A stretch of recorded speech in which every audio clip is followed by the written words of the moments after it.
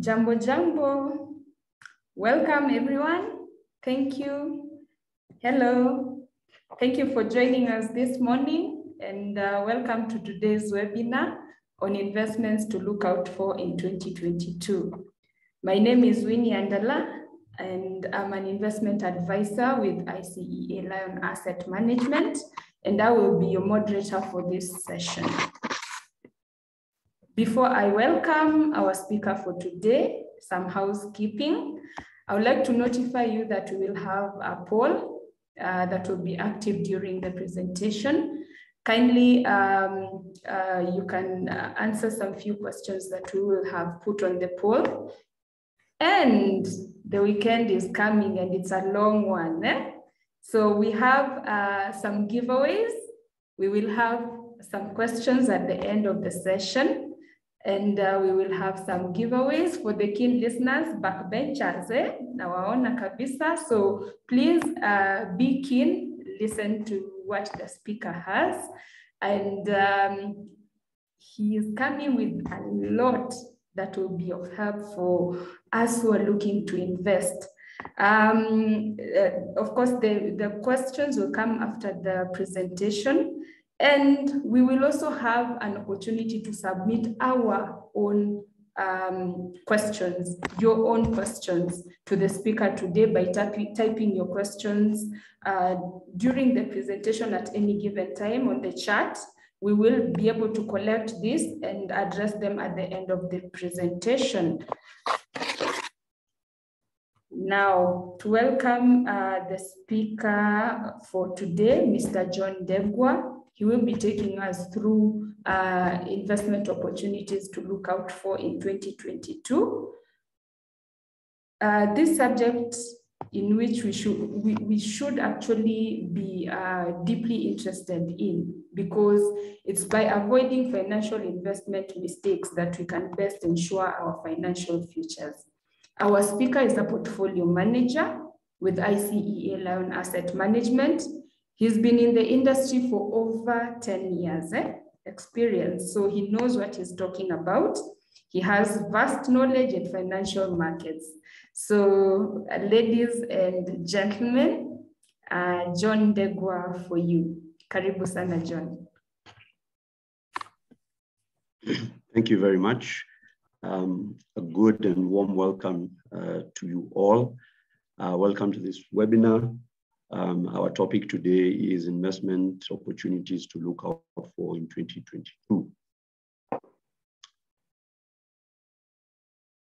Right, so in terms of the structure of my presentation, I'll just take you through an introduction of who ICEA LION is, what services that we offer, and how much value perhaps we can add for you from an investment perspective. I'll also take you through just a brief overview of the economic environment, both globally and also locally. And I'll touch a bit on inflation. I think we've all noticed that in the last couple of months, prices of commodities, goods have been on an upward trajectory. And I think it's important for us all to sort of like place a handle on inflation and the effect it has not only on the cost of things, but also on our wealth and income. Then I will share with you what we have investment options. I have three very, very interesting options to share with you today. And then I'll end by giving you what we as ICEA LION Asset Management can offer, perhaps maybe to start your journey or to move your journey, your investment journey to the next level. My first slide is on group structure. As ICEA, so we are a subsidiary of ICEA LION Group Holdings at the top. Then the business has 4 subsidiaries. So we have the life business, we have the general business, and we have what I've highlighted there in red as the asset management business, which where we sit, myself and the rest of the team. And then we have the trust business. And also in a very regulated sector, so we're regulated at the bottom there, you can see the Retirement Benefits Authority.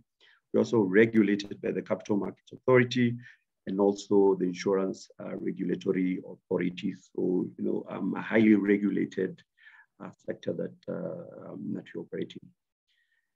In terms of our journey as ICA and where we've come from, founded in 1985, then as a subsidiary of the life business, fairly small. In the year 2000, we became a wholly owned subsidiary now of what was then known as the Insurance Company of East Africa, more than the ICA. And by 2003, we had grown the asset book once RBA regulations were changed. And at that point, we were sitting, or rather managing, around 13 billion. Fast forward a couple of years later, 2012, we changed our name to ICEA LION Asset Management. At the time, we were managing just shy of 60 billion. Moving forward, fast forward again, another 8 years, the business was able to acquire a local fund manager who was exiting the scene.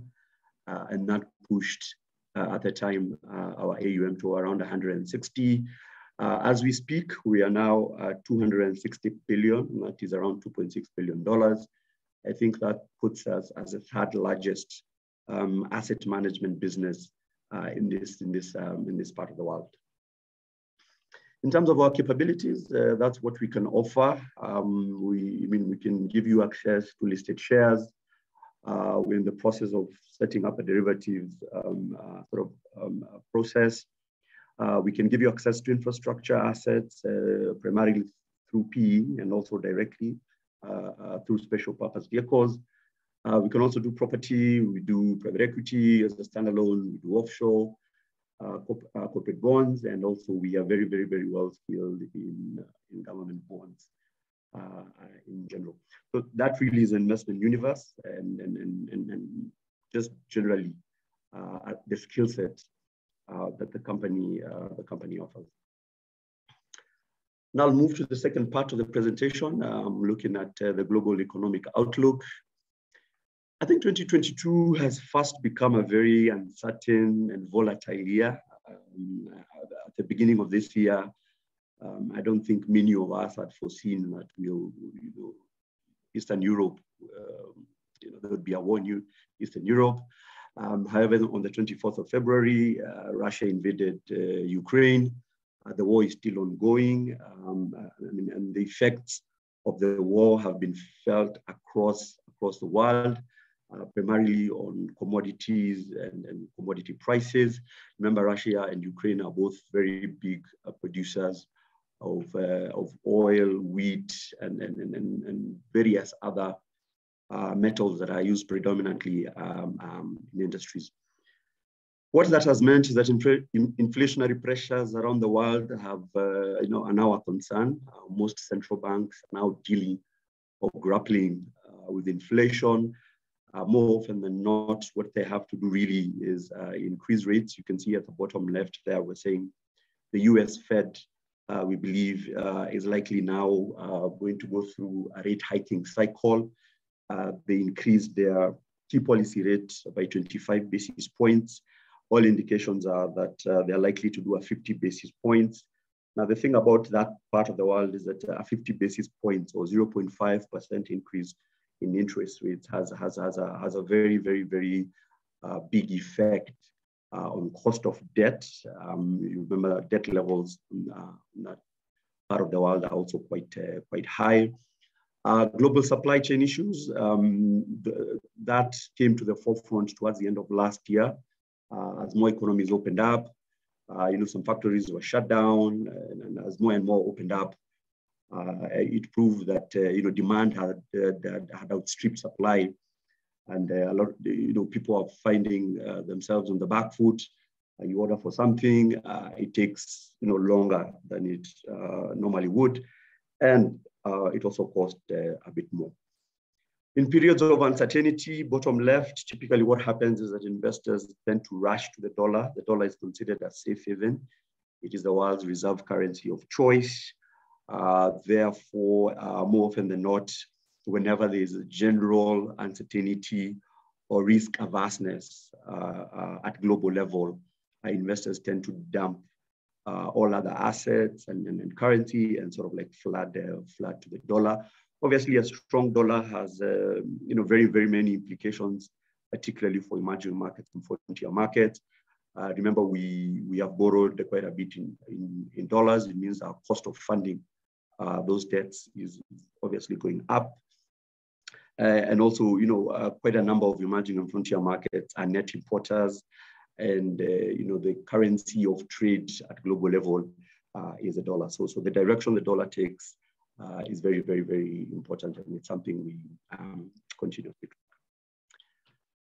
Right, so the war in Eastern Europe, I think there are two things I thought I'd concentrate on, food prices and oil. If you look at the graph on your left, we are showing, this is the Food and Agricultural Organization Food Price Index.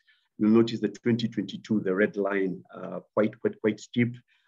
If you did sort of like a simple calculation between where we were 2019 and 2022, it appears to be almost like a 50–60% general rise in prices of food. So the point here, it's not unique to our, to our local scene. It's something that is happening globally. And of course, it means that inflation is going to be a concern for the better part of this year. Crude oil, you see this spike in the last 3 months. I think once immediately Russia invaded Ukraine, we saw panic buying, and that pushed oil prices above 125 for Brent crude. I know other crudes were much higher than this. Although there's been some reprieve, and I notice we are now, I think, just above $100, so we're down almost 20% from that high. So these two elements typically tend to be a very huge component of inflation, and it is a fact now that going forward, inflation is going to be an issue not only in Kenya, the region, and Africa, but also for much of the world. And we've seen latest numbers from the US. Inflation is at a 4-decade high. I think the last time they were at these levels was in the 1970s. Therefore, the government there obviously is being forced to deal with that. We wait to see the effects that will have on growth. Having said that, in terms of outlook, obviously high inflation is going to be an issue. The question is how policymakers deal with inflation, how fast they deal with it, and what effects this dealing of inflation has on the economy and growth. Because the typical way to deal with inflation is to increase interest rates to sort of like curtail demand.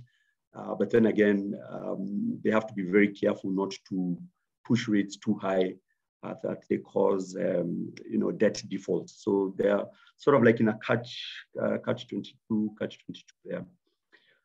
There's also the issue of heightened geopolitical tensions. If you look at this, there seems to be sort of like a political realignment. For one, China has not come out to condemn Russia's invasion of Ukraine. Some other countries have also not come out strongly to condemn. Yet we have much of Europe and North America on one side, obviously instituting very severe sanctions to Russia to the extent that, the latest numbers I'm seeing, Russia's economy is expected to shrink by a whole 25%. In Ukraine, I suspect the number will be much higher. Again, as I was mentioning, changing government policies world over. We're just coming from the pandemic. Mask mandates have been lifted, restrictions of movement have been restricted. And therefore, the pandemic seems to have set sort of like a new norm, new way of life, a new way of doing things. And I think governments are trying to catch up with that from a policy perspective. However, it's not all doom and gloom. I think when I look at global economic recovery, it has strong momentum. When I look at the US growth rates, the numbers that are being printed have been quite strong. Europe is back on its feet. The economic scars from the pandemic are obviously quickly fading. Even when I look at our local economy, hotels are back up. The restaurants business is doing well, transported back. Therefore, the scars that have been left, the wounds that have been left are slowly healing. When I look at corporate earnings, improvement there, I think year on year, last year is perhaps one of the best years, for example, for our local banking industry. Obviously, from a base effect, the previous year, that is 2020, was fairly bad. So 2021, as long as things got back to normal, growth was going to be stellar. The last point there is strong recovery in China. Obviously, China is the engine of the world. You need China to be up and running for that movement of goods and services. However, it's important to mention that if you read around Chinese media, I think certain cities are under lockdown.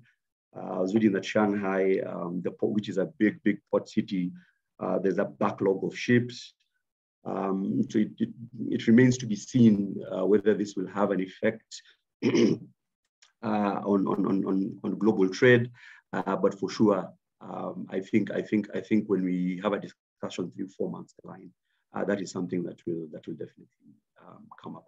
So on the global front, the picture is fairly mixed. There's certain pockets, there's certain things that look favorable for world growth, but there's certain smaller elements that could be dragging down growth. I know the IMF, post the war in Russia, in Ukraine, has downgraded the general world growth estimates.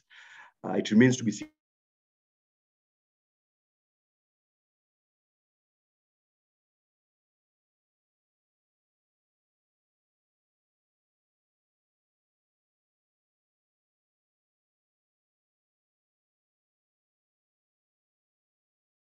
Our infrastructure spend as a country. I think the last 10 years, the current regime, has been on sort of like an infrastructure spend spree. SGR completed, the expressway, and so many other smaller projects are still ongoing. When I look at key variables that we track GDP growth, obviously, the exchange rate, we track inflation, and we track interest rates. So let me just speak to each of those item lines. In terms of GDP, at the beginning of the year, projections were fairly strong. I think the central bank was projecting 5.9, Treasury was at 6%, and the IMF was at 5.8. I suspect post the effects of the effects of the war in Europe have had. I suspect that those numbers are likely to be revised downwards. The central bank has been fairly supportive of the economy, maintaining the CBR rate constant at 7%. However, there's still risks. I think we are in an election year, typical of election periods and cycles. More often than not, there tends to be a slowdown in economic activity, particularly months to the election, perhaps 3, 4, 5 months to the election. And I think that's where we're headed. Traditionally, if we don't get enough rainfall, agriculture is 25% of our GDP. Much of our productivity and exports come from agriculture. If country faces a drought, that might be an issue for the country. We cannot ignore any external shocks, particularly from higher commodity and energy prices. I remind you, 2-3 weeks ago, we had a countrywide fuel shortage caused by obviously global markets and just generally what's happening. So another shock of that kind, and maybe a prolonged one, might be a risk to growth. In terms of the exchange rate, we've seen the currency weaken, not unique to Kenya. I think, as I mentioned earlier, the dollar is strengthening. What that means is that frontier markets again tend to weaken. So it's a vice versa. The dollar is stronger. Emerging market and frontier, even Kenya included, tends to weaken. However, we've been getting quite a bit of support, concessional loans, and from the IMF. And I know the government has a line of credit, and that really helps support the currency. The risk is obviously high oil imports. Assuming the volume of what we import is constant, the price has gone up by almost So it means our import bill for the same amount of oil, it's now costing us 40% more. This is likely to also slow down FDIs, those are foreign direct investments in the country. Inflation, as I mentioned, I think it's going to be a thorn in the flesh for quite some time. We saw the government trying to stabilize fuel prices through subsidy. It seemed not to have worked, but eventually the government came in. When I look at core demand in the economy, it seems a bit muted. I think the economy is somewhat maybe slowing in certain pockets, but I think some other pockets are doing fairly well.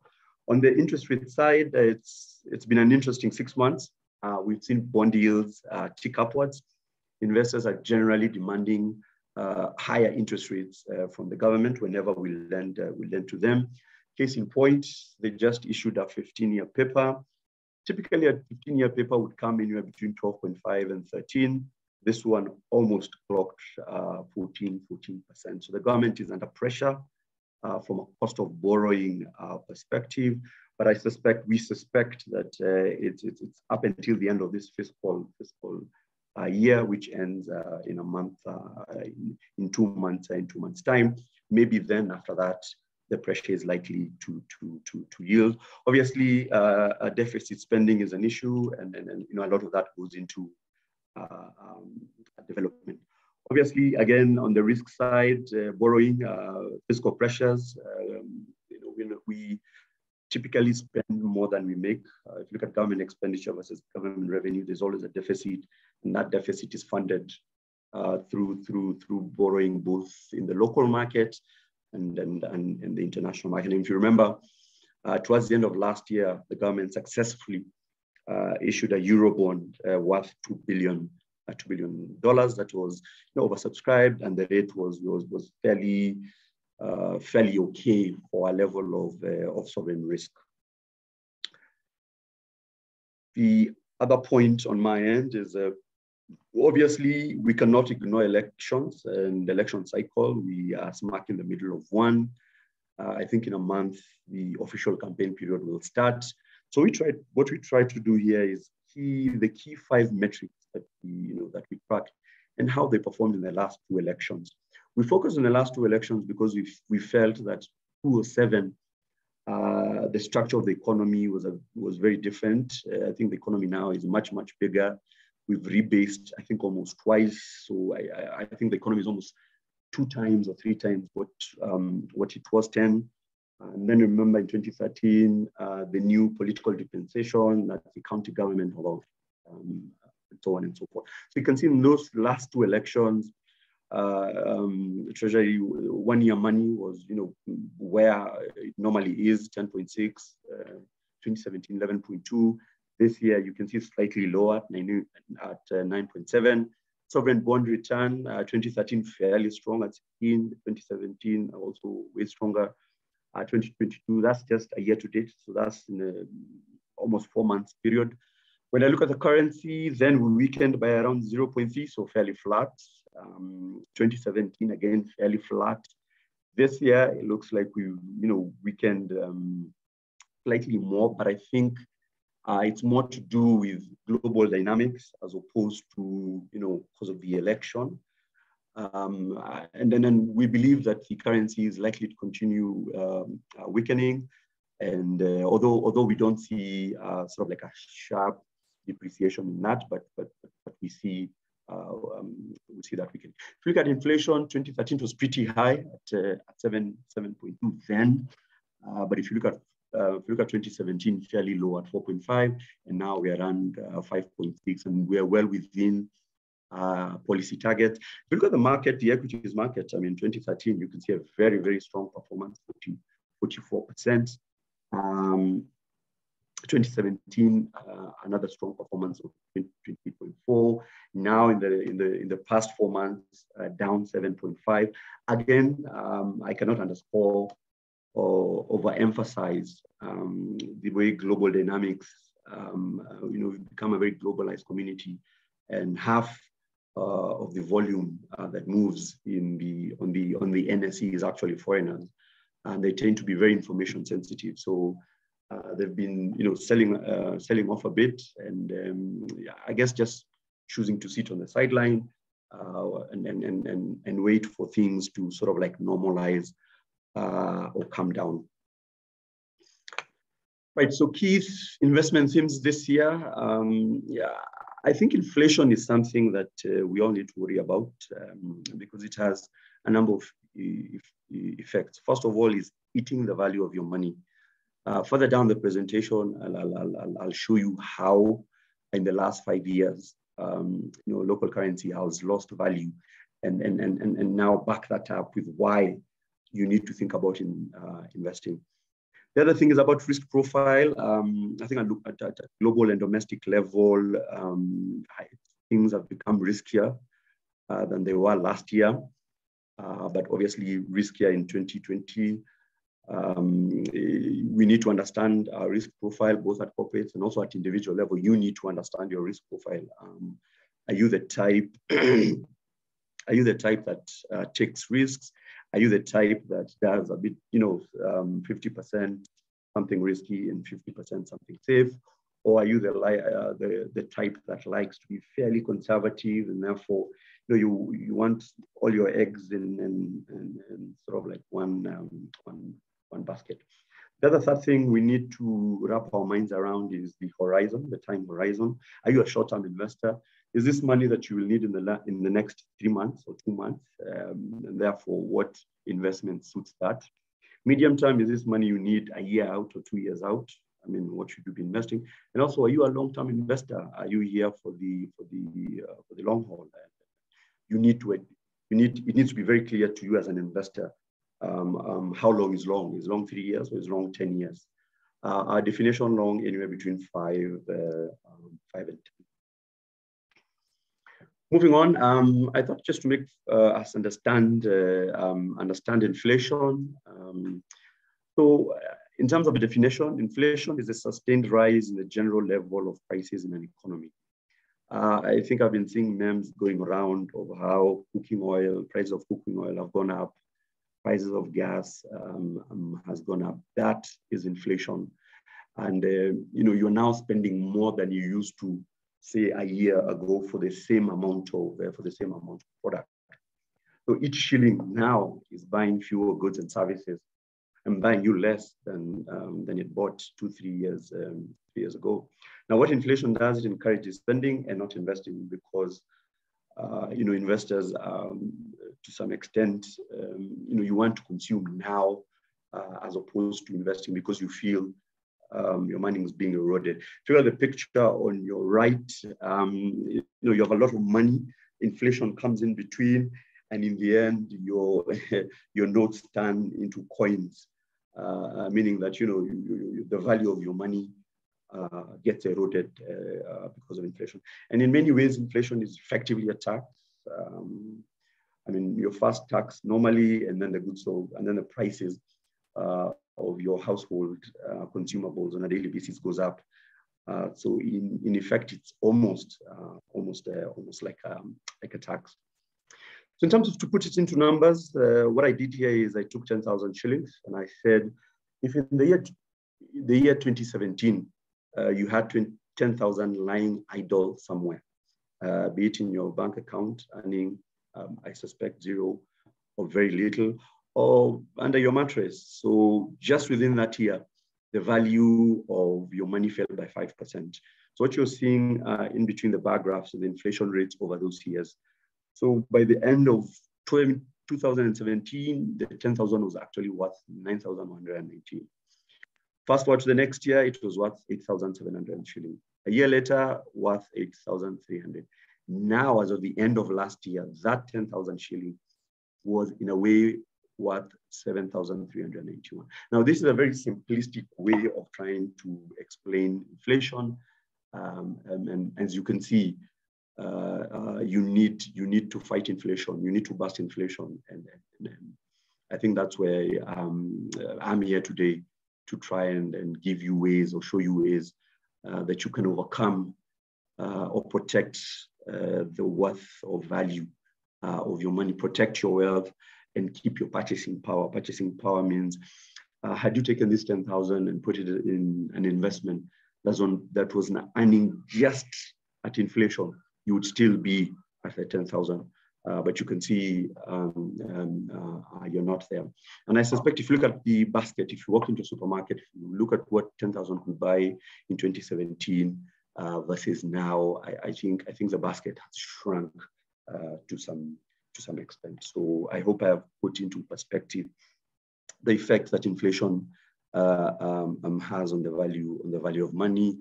On a worst case scenario, we've seen some countries, have very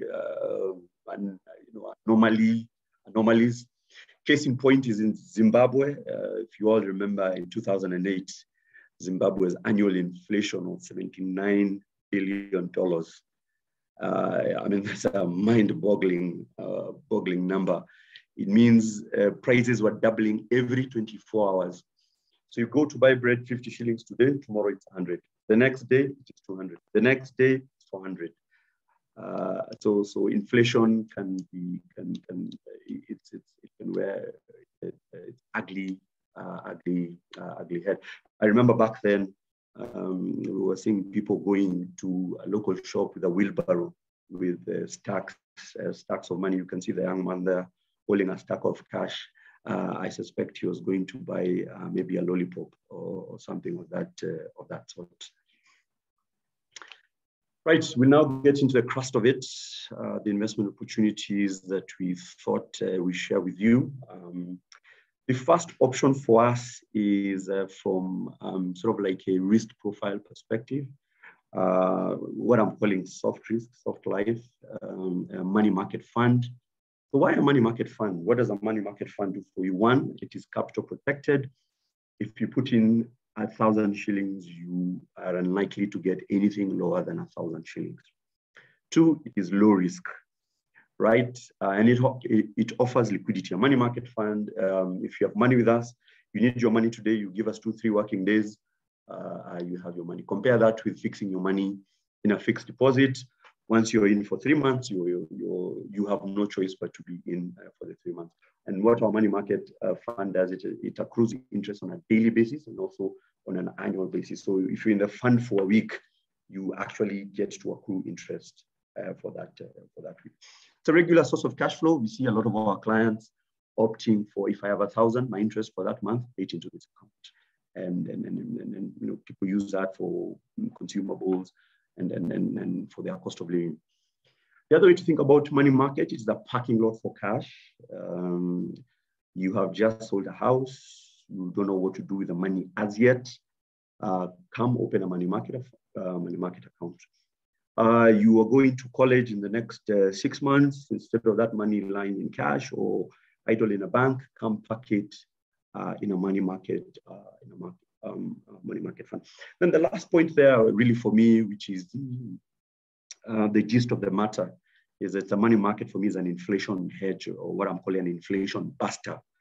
I've just shown you how inflation can erode your value. The next graph, what I try to do is our money market fund has on average just returned 8%, and I try to plot that against annual inflation rates in the last 5 years, and you can see you are able to earn a real return, and in effect bust inflation and protect and grow your wealth. So this is a very, I think, important point that people need to understand, that inflation is eating away into your wealth, and you need to find a way to manage that.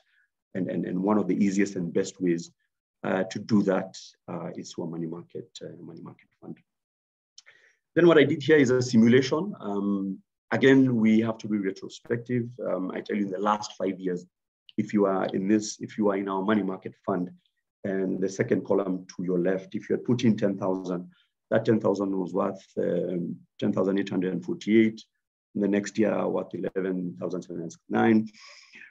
Fast forward in 2021, the end of 2021, the 10,000 was actually worth 14%. If you do that from cumulative growth, so your 10,000 grew by around 48%. So you did two things. One, you busted inflation. And number two, you were able to create extra cash and value. So I've simulated that for if you had 100,000, if you had 1 million, and then if you had 5 million. And you can see how the power of compounding. I mean, it's called the eighth wonder of the world. Letting your money work for you as you sleep, so to say. So very clear. I think that point. I want to believe that that point is home. Right. We also offer an online platform. It's called DigiTrust for you to access our money market fund. All you have to do, and I encourage you now, just even right now, just open our browser and click invest.icalion.com. Very interactive website with FAQs. It has links. It will show you what our money market rate is for the day. It allows you to, buy units directly at the comfort of, your office or home. So I highly encourage you to bust inflation using this this platform. And I look forward to seeing increased interaction on that platform. Moving on, the next investment opportunity is what we are calling government bonds, and specifically infrastructure bonds. Now, we like infrastructure bonds for a couple of reasons. Number one, they're tax-free bonds. So if a bond is yielding 13%, the effective cost, assuming it was taxed, it's actually around 14.5%, which is much higher than a normal government bond. These are issued by the government periodically. I think they issue one every once a year. They've just issued one a few months ago. We like it. It's a good source of regular cash flow. Every 6 months, you get interest payments, what we call coupons. It is in the risk metric or spectrum. I'd say it's a medium risk type of investment. Another element of infrastructure bonds is that they are redeemable. They have partial redemptions. What that means is that what the government does is it says if it's a 10-year bond, at year 5, I want to give you a certain percentage of initial principal. So if you put in, say, 1 million, they say, I'll pay you 13% for 5 years. Then after 5 years, I'll give you back 500,000 and continue paying you interest on the remaining 500,000. Now, what that does, it allows you to, you get a capital injection that you can then reinvest. As ICEA Lion, we offer you entry to this product through our private wealth management. Towards the end, we'll be sharing with you how you can get in touch with us and how we can help you, I think, get a piece of this pie. What I try to do here is a simulation. I used the latest IFB, the IFB 24. And I assumed a principal of 5 million. And let me just point so that we can go together. If you look at the coupon rate is really just the interest that this paper will be paying, this bond will be paying you every year. So at that level, if you assume you had invested 5 million, the annual cash flow using the 12.9% is 648,000. So every year, for as long as you hold that bond, you will get 648,000. Now, the total cash flow after the 10-year, which is very simple, it's just 748 times 10. So if you hold that bond for 10 years, you will earn 6.4 million. Now, if at year 10, so the particular bond I'm simulating here is a 19-year bond. It's the IFB 2022-19. It has a partial redemption at year 10. So you get 50% of your initial investment, which is 2.5. So now in total, at year 10, you'll be getting in total 8.9 from your 5 million. Now, after that, the principal now, because remember initially you had 5 million, it's been cut into half, it's now 2.5. That 2.5 continues to earn interest. Now the annual interest using the 12.965 becomes 324. If it's almost half what you earned the previous. So if you held that paper from year 11 to year 19, you earn just shy of 3 million. And then at year 19, it matures. The government now pays you back your 50% principal. And so you have 2.9. So the total cash received over the 19 years is actually 9.3 million.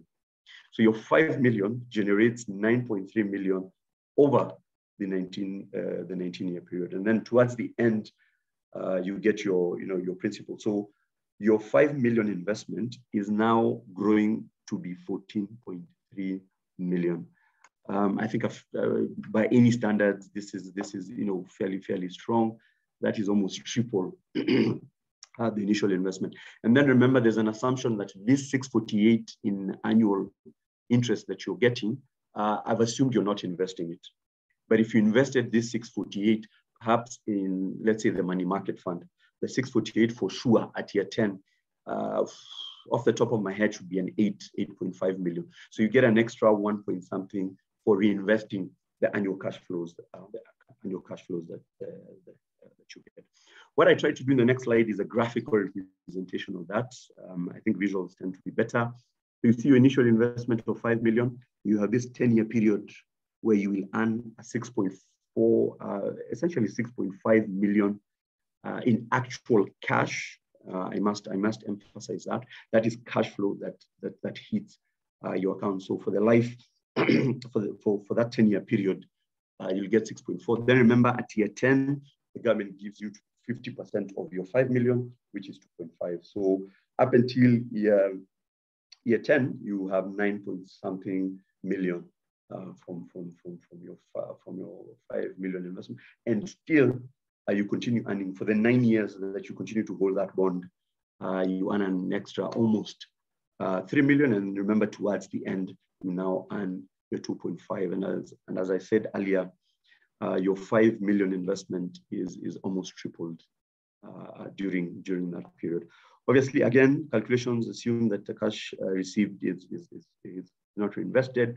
And off the top of my head, I bet you the last number, 14.3, if the cash flows towards the 19 years are fully invested, that 5 million can very easily quadruple to be very shy of 20 million. You can imagine if the initial investment is 10, 100 million, or even a billion. I mean, the ability for you to earn a good return is fairly clear. The amounts that I'm speaking about are obviously in Kenya shillings. So I hope I've painted a picture of why we feel infrastructure bonds are very attractive, and we invite you to talk to us, and we can help you either begin or continue with that journey. Remember, again, from a risk perspective, this is fairly medium risk, number one. Number two, from an inflation perspective, this is a perfect inflation buster. Right, moving on to the third one, option 3. Option 3 is a much riskier investment. I use the word risk here to imply volatility, but the potential for returns are much higher. Time in the market is more important than time in the market. Equity investment is a long-term game. You will have to be in it for the long term. The other thing with equities, you have to diversify. It is advisable that you have, if you're buying directly stocks, it's advisable that you have 1 or 2 or 3 or 4 in terms of names, in terms of sectors, again, in terms of strategies, because you can have 3 banks that have 3 different strategies, yet your exposure is to the banking sector. And I must say, it looks like 2022 will offer a very attractive entry point for equities. You've seen equities are now down 7.55%. So there's an opportunity for you to make gains, as long as you have a long-term view and you have the stomach for volatility. Because the thing about equities, you can invest 100,000, come back 3 months, it is 94,000. Come back another 2 months, it's 88,000. Or the vice versa, you can invest 100,000, come back in 2 months, it's 120,000, come back in another 3 months, it's 160,000. So you have to be able to sort of like have the mental stamina to not be always looking at the price list and watching business news to see how your shares are performing. Personally, I advise most people to use a professional fund manager. Your ride will be way smoother when you have a professional. What I've done here is that I've listed the top 10 biggest listed companies on the Nairobi Security Exchange. What you're seeing here is share price performance from the year 2012 all the year 2021. Those are 10 years. What I've highlighted in red are periods where the markets were down.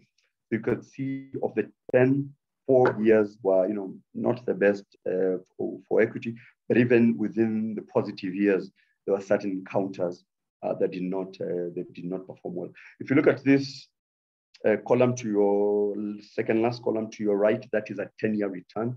If you've been holding Safaricom for the last 10 years, you are up 333 times. Not a bad investment. KCB, you're up 171 times. Equity Group, 179 times. However, the story is not always like that. If you look at some names, if you've been holding Bamburi Cement, you're down 61%. If you've been holding I&M, you're down 15%. So really, equities are the home of higher returns and also higher volatility.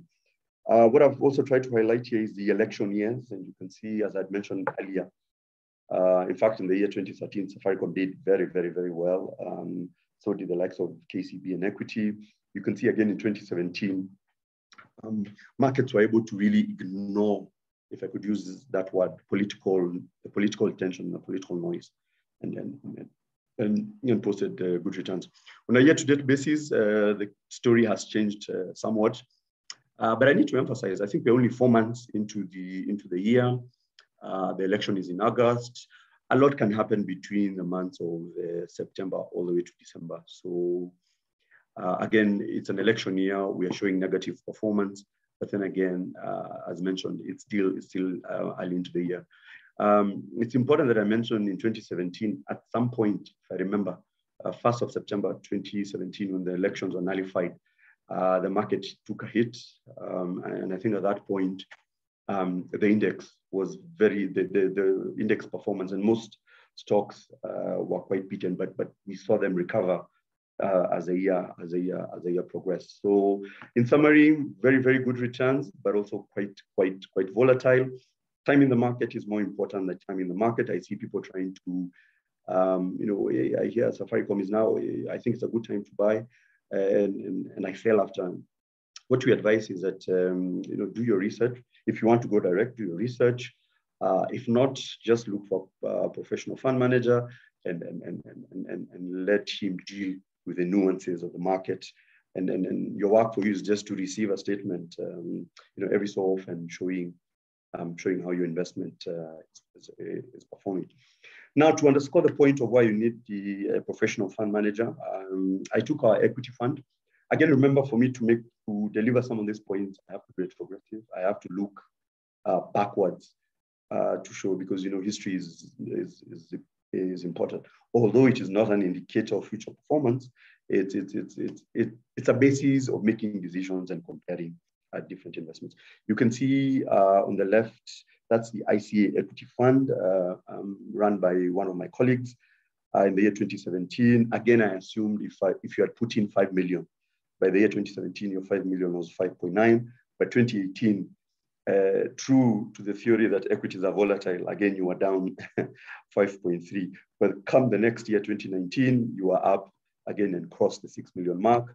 2020, I think, was a unique year. If you remember, COVID and all that, so markets didn't perform so well. Again, you were down 5%, but as of last year, the markets did fairly well, and you were firmly above the 6 million point. Compare that to the market. Again, if you had put the same 5 million, you can see the fund. If you look at 18 versus 16, the fund did better than the market.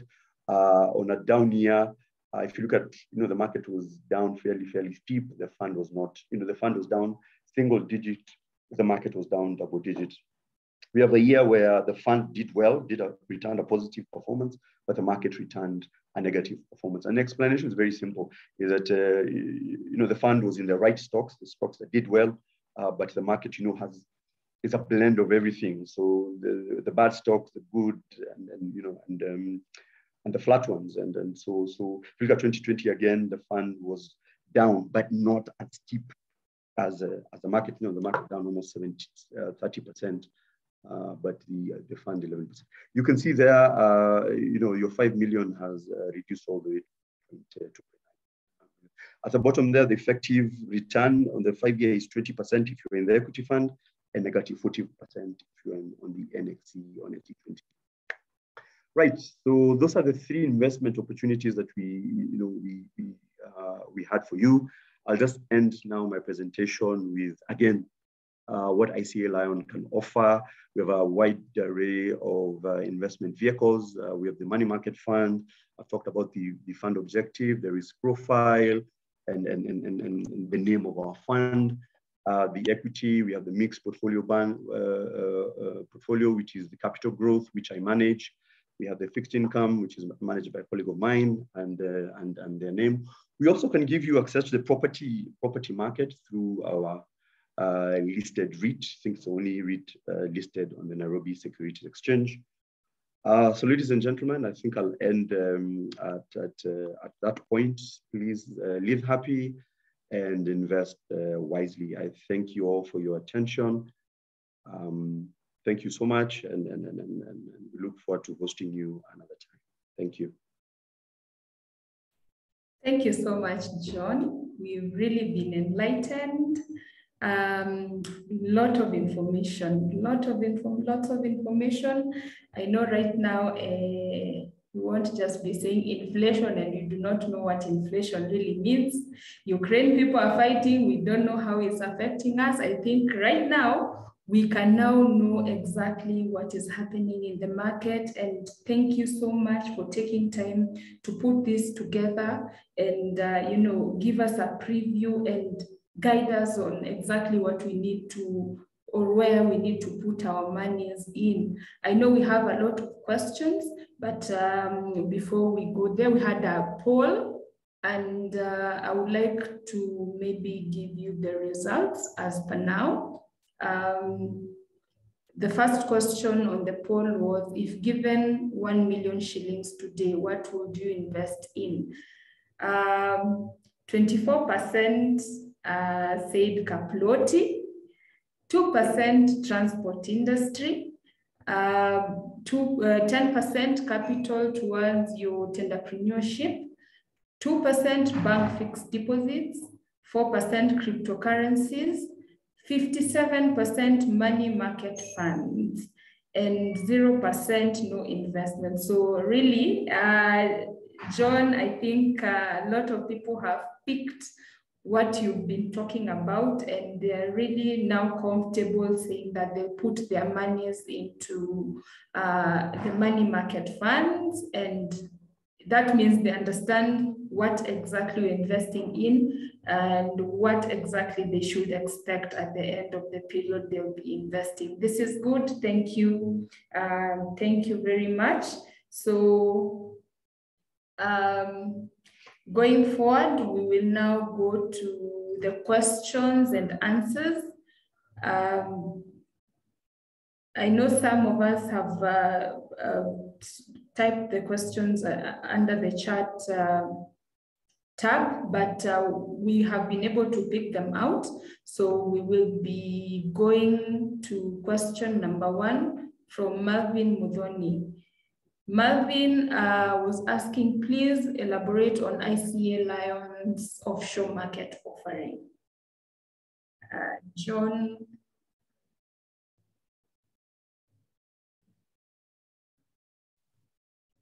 Thank you for that question.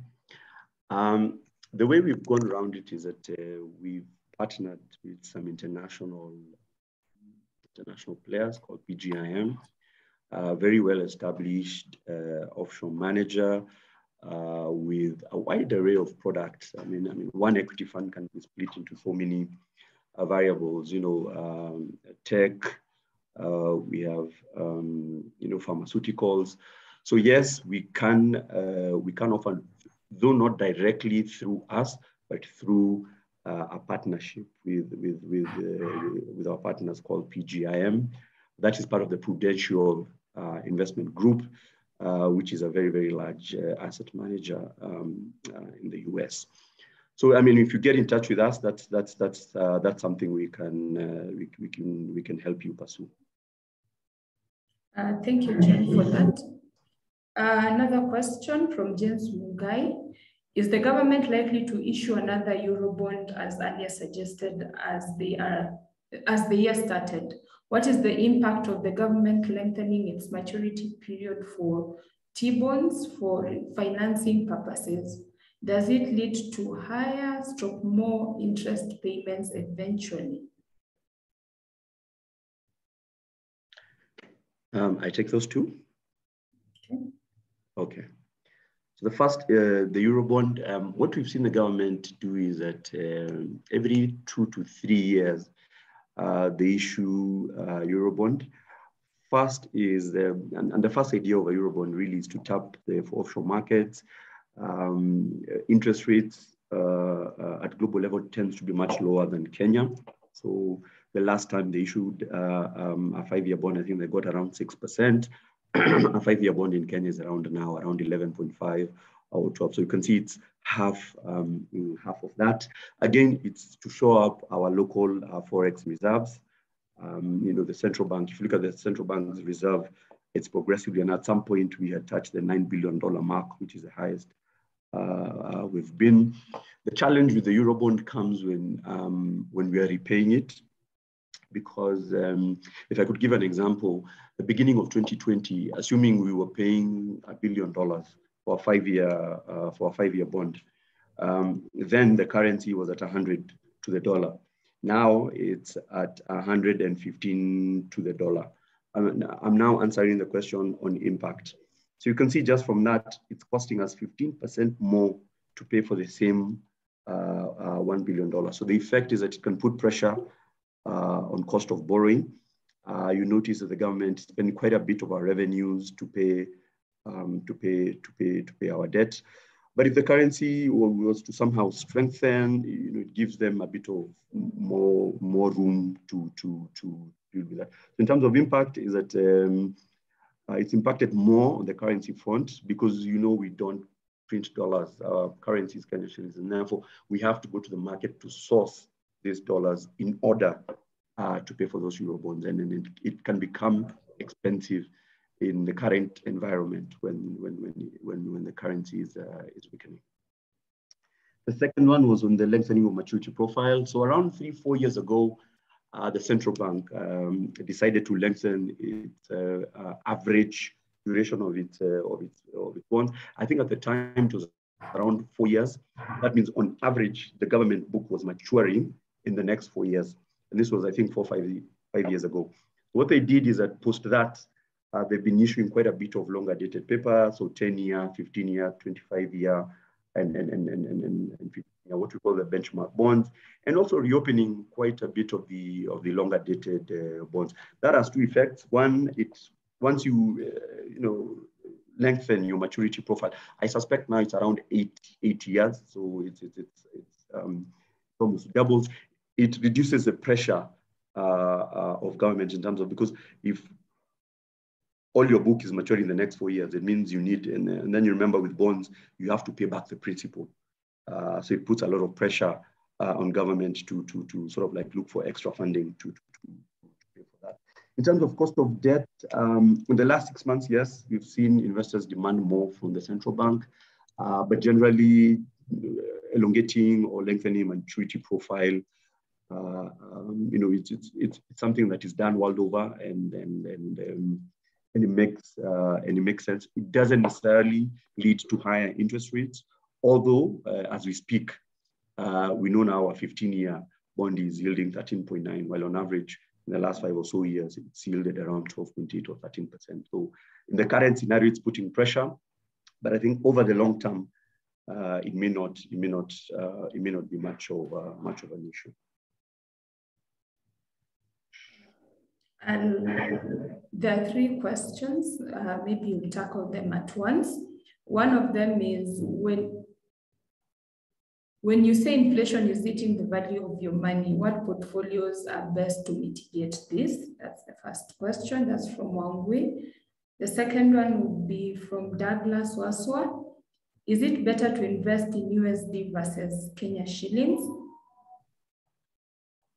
And then the third one would be explain how China's recovery or downturn is influencing world's economies.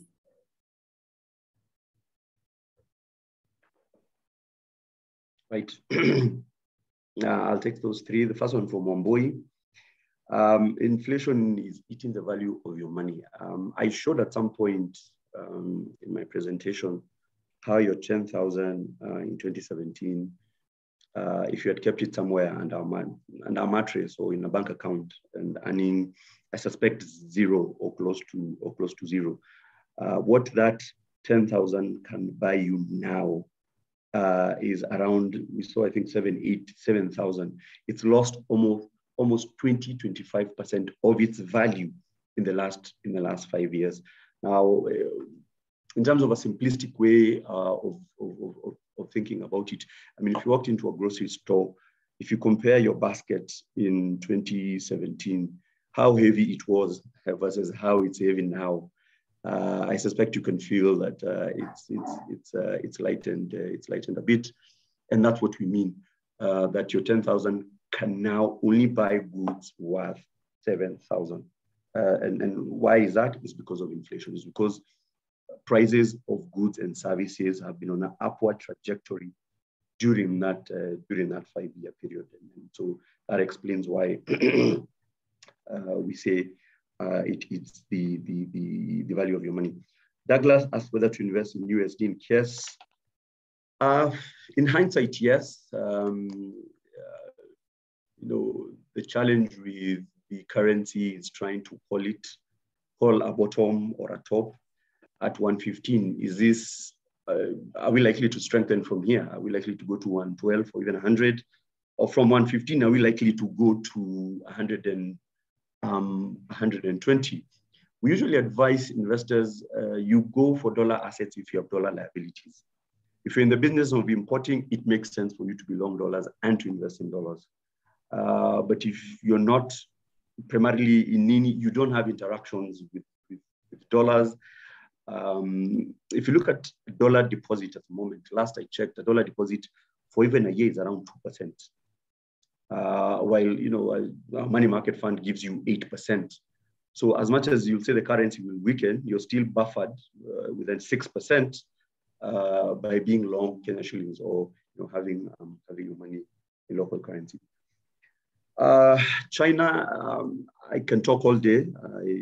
To avoid a long-winded answer, China is a very, very big part of global trade. I think it's almost 20 to 25 of global trade. It is a manufacturing hub of the world. It's a big consumer of raw material. It's a big producer of commodities, metals.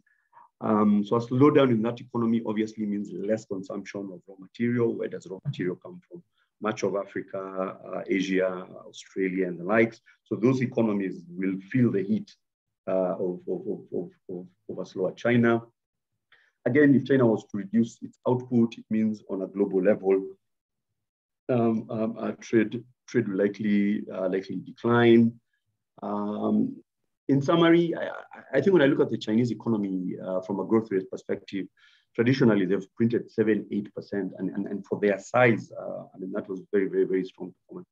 They're now living to the reality of a 4-5% growth, but a much more broad-based economy. Because back then it was an infrastructure investment-led economy. We invest in factories, we get raw materials and ship out. They've realized that model to some extent has been, has lived through its life, and maybe it's time for them to now build a broader-based economy. But yes, China is a very big player. Even when you look at Africa, China tends to be a very, very, very big player on the trade front for us. in this part of the world, infrastructure and the likes, and also through Exim Bank and that. So yes, China remains a very, very, very important part of global trade. Many believe that in a couple of years, China will overtake the US to be the largest economy. They're the most populous. So it's a wait and see at this point, but looking at their trajectory, I think that will become a reality in the not so distant future. Thank you, John. I'll maybe ask Elizabeth Irungu, our General Manager, Business Development and Customer Service. There are a few questions on the minimum investment amount for money market, the minimum investment amount for an IFB, and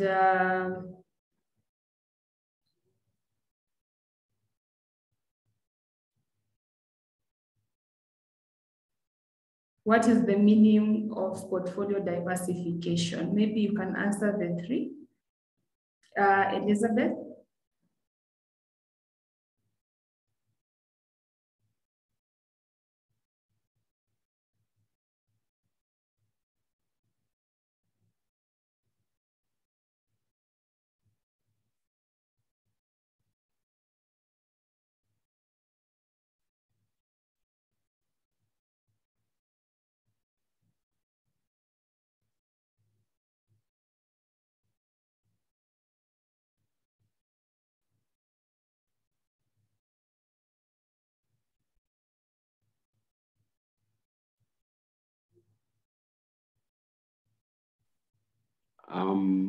I think maybe I can chip in here. I think okay. Elizabeth is having maybe technical issues. For money market, the minimum investment is 500. And as I'd encouraged you earlier to go to our platform, DigiTrust, from a low of 500 shillings. Regular, you can invest as regularly as you want. If you want to withdraw, it's just as easy. For the infrastructure bond, the amounts are slightly higher. I think the government does not accept anything below 100,000. So the minimum amount you can invest in an infrastructure bond is 100,000 Kenyan shillings. Thank you, John, for that. Another question: can you explain how layering of bonds work?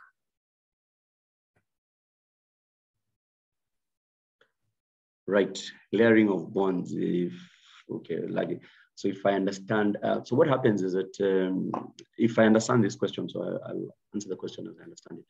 We have what we call maturity buckets. Maturity buckets are just, if you look at the way the government issues bonds, it issues them in particular tenures. So you'll see a 2-year, a 5-year, a 10-year, a 15-year, a 20-year, and a 25-year. We've also had a 30-year. Around 10 years ago, we had a 30-year. So layering of bonds is where you create a portfolio where, depending on your liabilities here, depending on your cash flow needs in the future, so you say, we are in 2022, in 2024, I need, of my 5 million, I need 1 million. So what should I do now? I should buy a 2-year bond of that amount, which is 2 million. Then in the year 2027, I will need 500,000. You now go then buy a 5-year bond. And so on and so forth. So in the year 2032, I'll have a liability, I'll have a cash call. Therefore, of this amount, it's therefore prudent for me to invest in a 10-year. So layering is where you try to do what we call an asset liability matching, where you're looking at your liabilities out and creating assets now to afford you the comfort of matching your liabilities and any monies that you need to pay out in the future.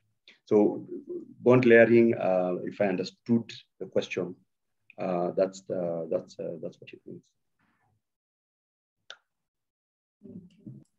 Okay. Elizabeth is back. A few questions for her. What's the minimum investment for I think that one has been tackled by John, the minimum investment. What is the difference between growth fund and money market? And the second one will be, does one require different accounts for each of the product offering? All right, Winnie. Just to answer the difference between a money market and a growth fund, a money market fund, we consider it as a very short-term and low-risk product that allows you to put any money that you're not using or that is in transit and you need it in a short profile, or even money that you're keeping for emergency. So we say that's the money that you need to put in your money market fund. And we are trying to maintain its value, that is preserving its capital, and we are not pursuing high growth. So you find that the returns are not going to be excessively big because the investments that the manager will take are going to be really very conservative and very risk averse. When you go to growth fund, we are talking about investors who are looking to grow their wealth, to increase and in a big leap, grow their wealth. So the growth fund will invest in more riskier assets. And by riskier, we mean they have the potential. Risk is usually upside and downside. So here we are looking at the upside risk, that the fund will have higher growth potential and therefore your money will grow higher. And the growth fund will mix money market instruments, will have a bit of equities, will have a bit of bonds, and can also have offshore, meaning that it is more diversified. It is looking at investing more in a diversified portfolio and with an intention to grow your wealth, while also moderating on the risk of the money you're investing.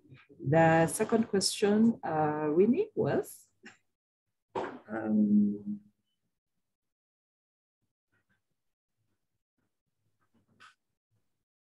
Sorry, I've just, maybe we'll get back to it later. Okay. What percentage does ICEA Lion Money Market offer? Maybe there are two. You can clarify. Please clarify how the management fees is calculated. All right. We'll talk about the rate that, first of all, the yield, the return that you get as an investor in our money market fund. That is calculated every day from the instruments that are invested.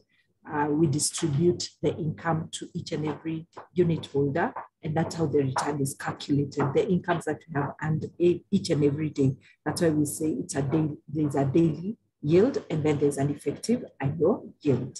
Now, when it comes to fund management fee, because the fund manager is doing the work of running the fund, we do charge a fee, and it is disclosed in our fact sheet. So if you go to the fact sheet, you find that the money market fund charges a fee of 2% per annum, not per day, per annum. So every day we charge only 2% divided by 365 days, and that is deducted before we can distribute to the unit holders. So that's how fees is calculated in a money market fund.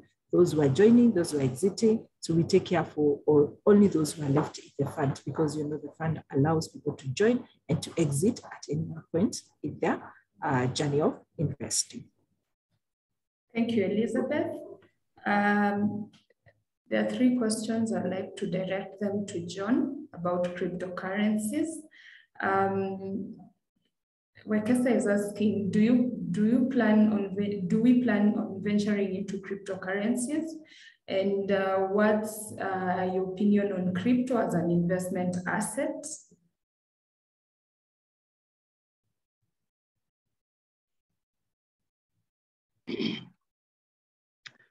Thank you for those questions. It is a question that is coming up very often.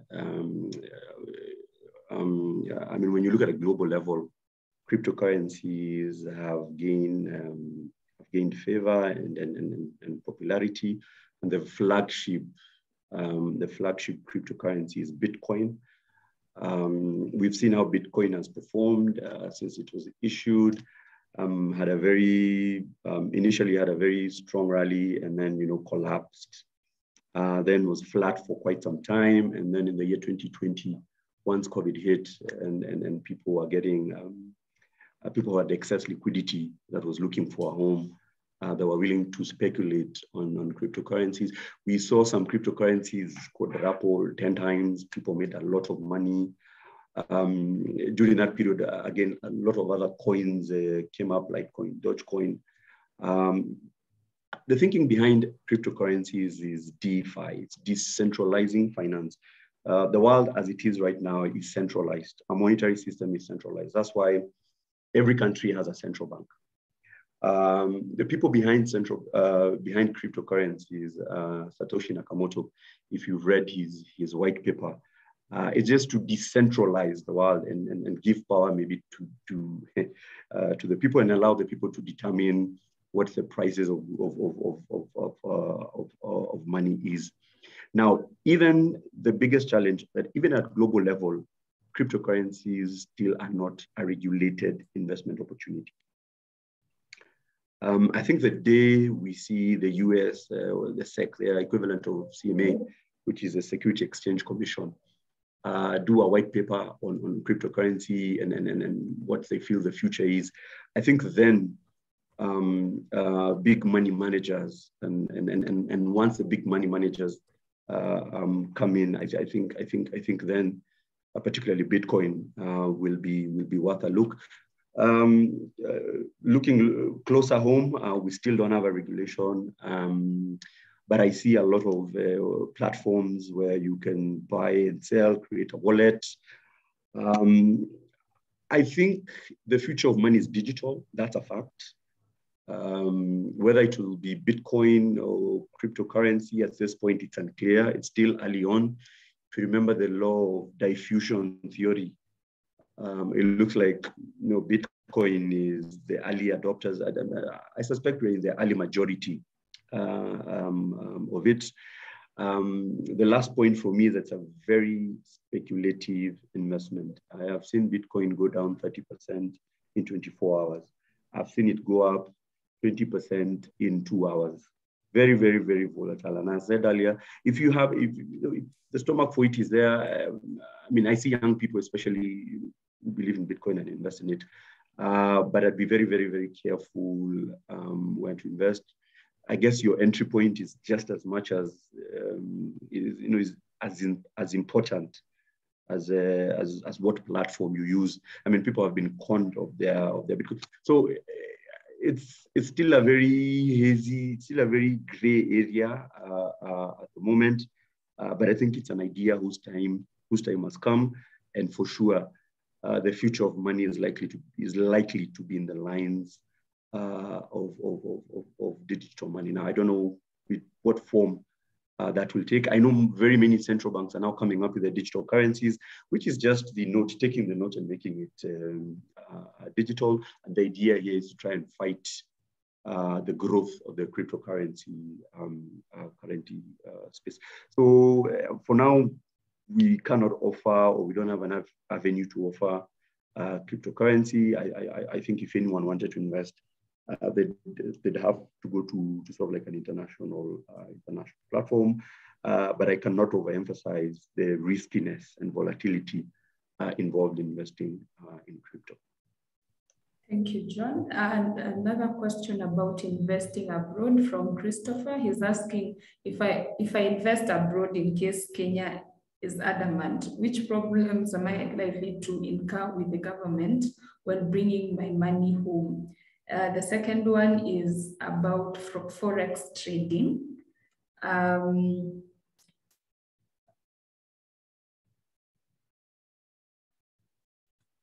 Someone would like you to maybe explain more, or rather expound more on Forex trading. The first question was a bit hazy. I really didn't get it, but it sounded like this is a person who has invested in the US and wants to repatriate their funds back home. Yes. And they feel there'd be an issue there. The way I know it works is that, and it would be interesting to what type of investments are these? Are these shares? Are these bonds? But typically when you invest abroad, your biggest issue is currency. When you're repatriating the funds, are you locally based investing abroad? Then you're taking on, first of all, currency risk. If you buy the Kenya shillings at 115, it weakens to 120. You sort of like lose out on that front. But I would imagine it wouldn't be easy. We have very, very many banks locally that can offer you USD accounts and Euro accounts. So unless it's a particular or very unique case, I struggle. I'm struggling really to understand the question. Maybe we can take it up with whoever will ask the question for more clarity. In terms of Forex trading, yes, it's something that has also gotten quite popular locally. Quite a number of Forex trading platforms have come up. Forex trading is really just taking advantage of arbitrage, advantage of differences in currencies. So sometimes the euro dollar, because of some news, either the war in Ukraine and the dollar strengthens and the euro weakens, if you are long the dollar and converted, you made money. But as you know, as ICEA, this is not something we offer. I think it's more individual and I think the other platforms that help you access such investments. Barbara is asking on your take on this. This is our last question from the Q&A. Barbara is asking, what's your take on investing in real estate?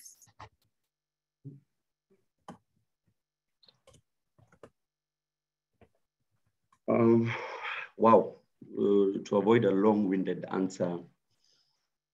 So real estate in this part of the world has been quite lucrative.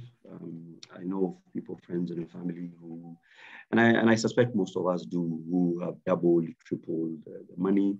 Look at the period between, we keep saying once the regime changed in 2002 and the economy began to open up and infrastructure was built and the government then was very focused on infrastructure and collecting taxes.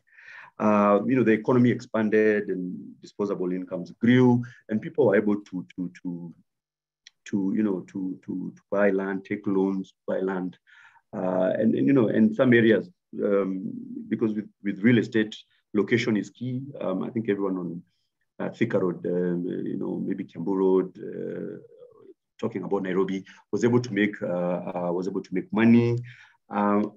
We can't help but feel the last 3 years. I think what happened is that the property market had overshot because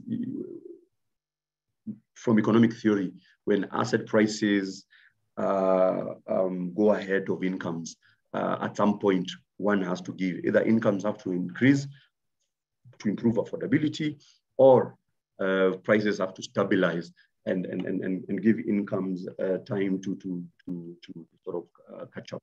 But I think real estate still remains a lucrative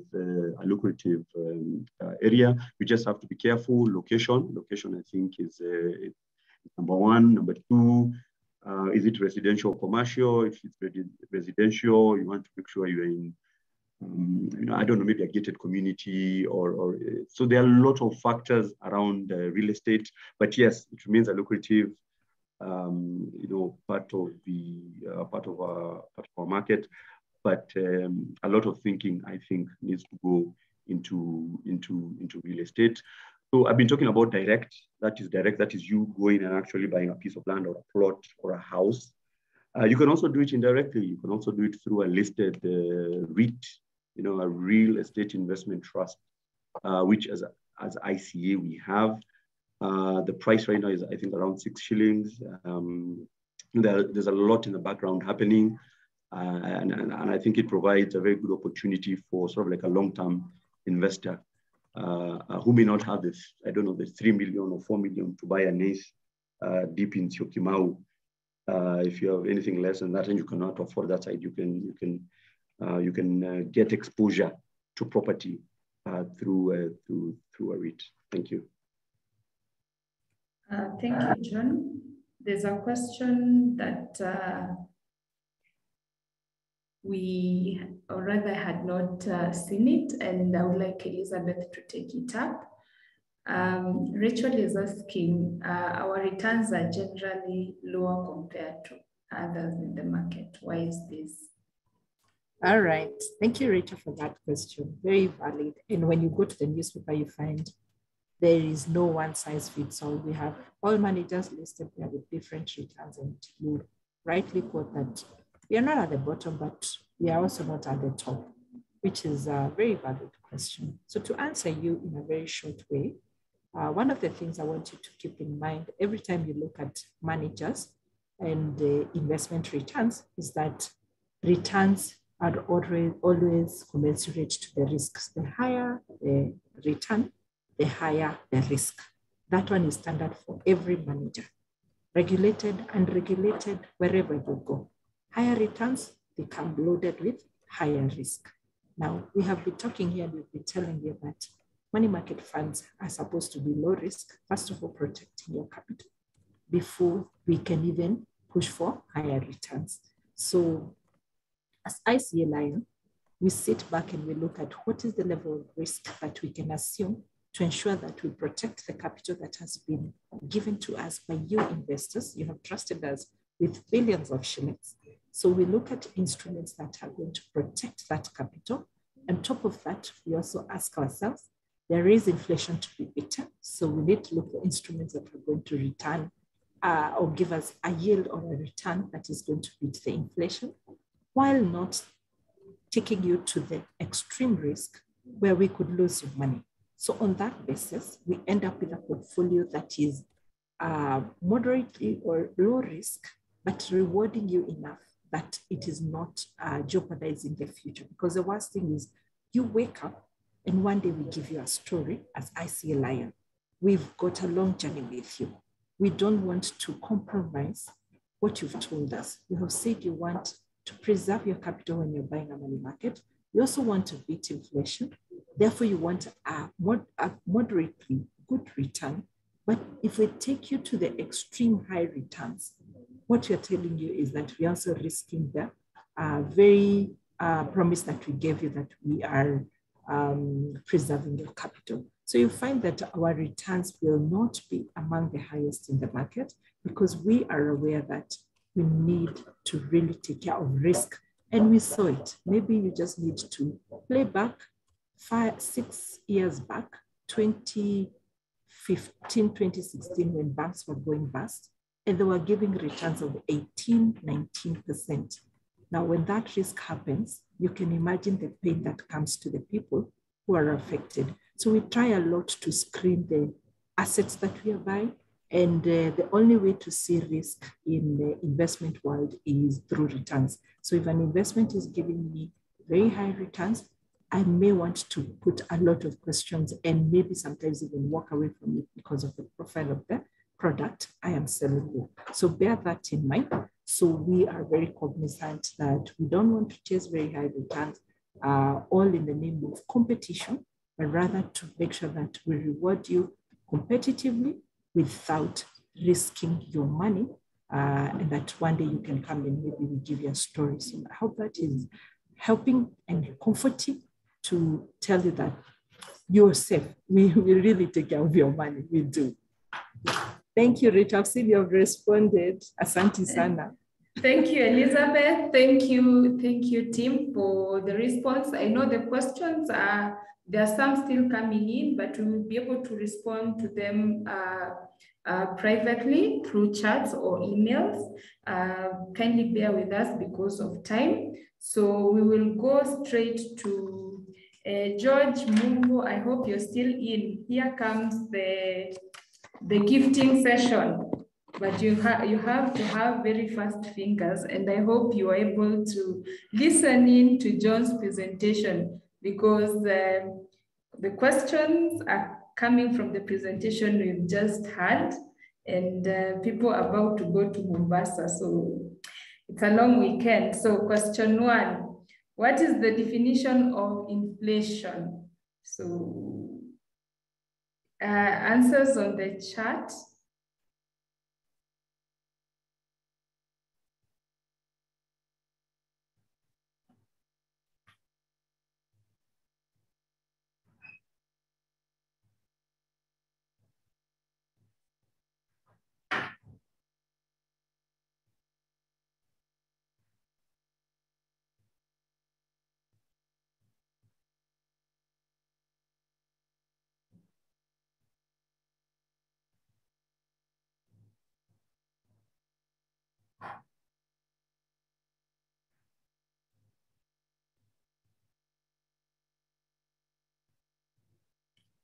Time's up, time is up.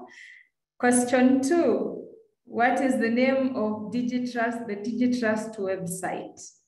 What is the name of the DigiTrust website?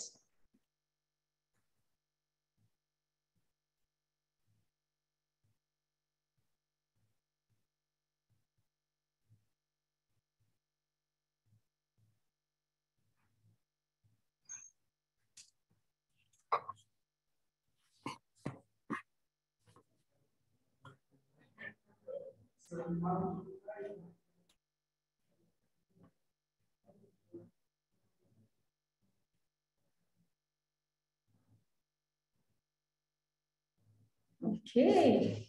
Question 3. What 3 investments have been recommended today? What 3 investments have been recommended today? Kindly name all the 3. All the 3.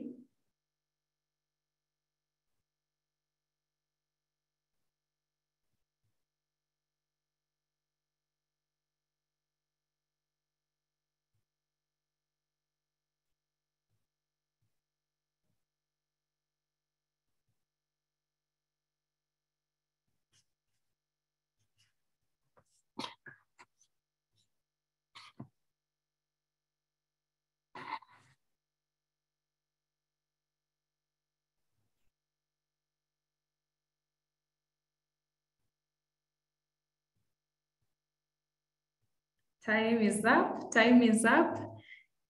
George, I hope you're still in. Time is up.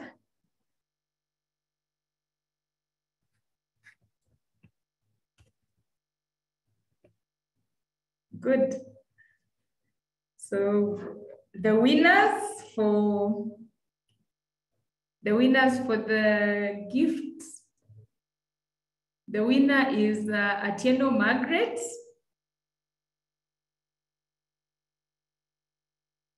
Followed by Marvin Mudoni. And number 3, Frank Mutulu. Congratulations. Congratulations. We will get in touch with you. And so we head to the end of the session today, and I would like to take this opportunity on behalf of ICEA LION Asset Management to thank you all for taking time off your busy schedules to join this webinar. I would also like to thank our speaker for today, Mr. Ndegwa, for the insights, the organizing committee, and the management for giving us this platform. On behalf of ICEA LION Asset Management, I would like to wish you a great afternoon. The webinar is ended. Thank you very much. For those who would like to get in touch personally, we will leave our contacts on the chat. My name is Winnie Andala. I'm a senior investment advisor with ICEA LION Asset Management. Thank you very much, and God bless.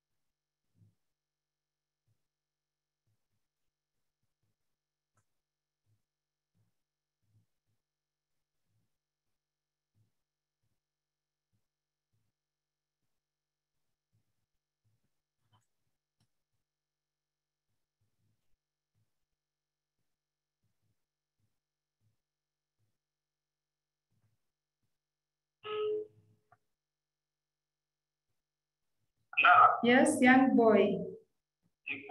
Hey.